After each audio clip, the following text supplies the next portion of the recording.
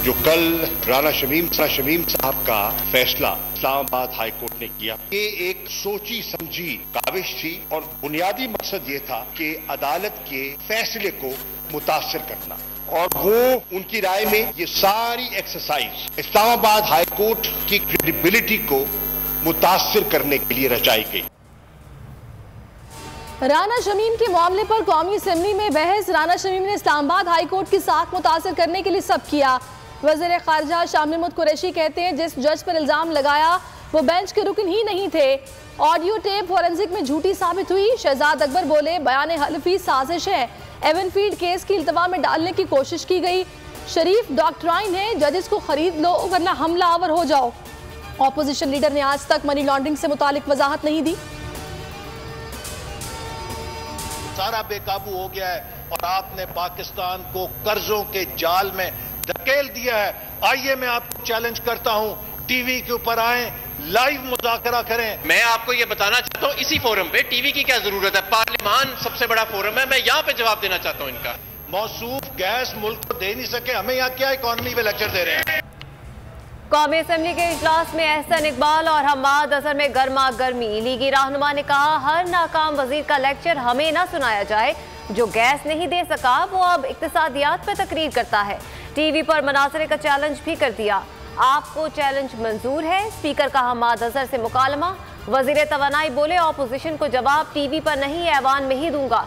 इनके पास कोई बात करने को नहीं, इसलिए 7वीं जमात की मुताले पाकिस्तान का लेक्चर दे रहे हैं।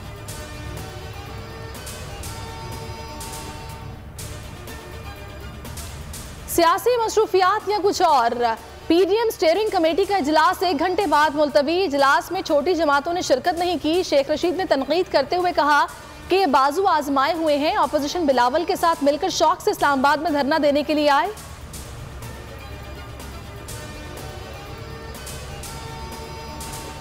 महंगाई के खिलाफ पीपल्स पार्टी का ट्रैक्टर मार्च। लाहौर में शुरका को पुलिस ने रोक लिया, गाड़ियां पंक्चर कर दी और मुजाहिरीन से पार्टी परचम छीन लिए। लाड़काना में वजीर आला सिंध बैलगाड़ी पर मुजाहरे में शरीक हुए। खिताब के दौरान बार बार खांसते रहे। पास खड़े अफराद ने मास्क पहन लिए। कोरोना की ज्यादा शरह वाले शहरों में तालीमी इदारे बंद करने का फैसला। एनसीओसी का कहना है कि तालीमी इदारों को 1 हफ्ते के लिए बंद किया जाएगा। मुल्क भर में कोरोना की सूरत हाल संगीन हुई। कराची में शरह 40% तक पहुंच गई।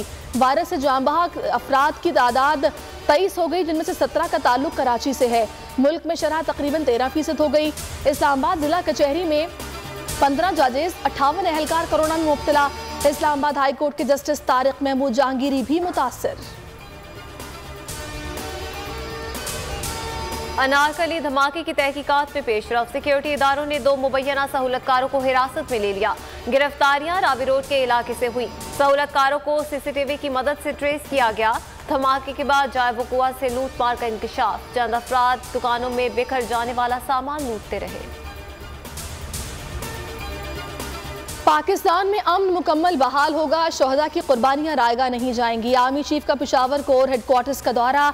Core commander Peshawar lieutenant general Faiz Hamid ने इस्तकबाल किया। जनरल कमर जावेद बाजवा को बॉर्डर और सिक्योरिटी सूरत हाल पर ब्रीफिंग दी गई।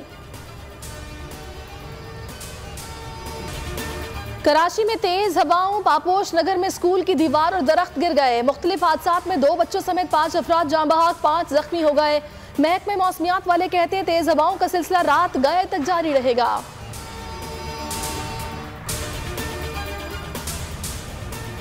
PSL 7 को कोरोना से बचाने के लिए प्लानिंग शुरू।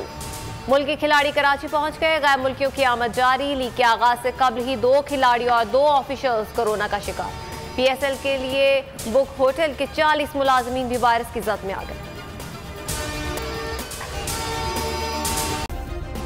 सब्सक्राइब करें और बेल दबाएं ताकि कोई खबर रह न जाए।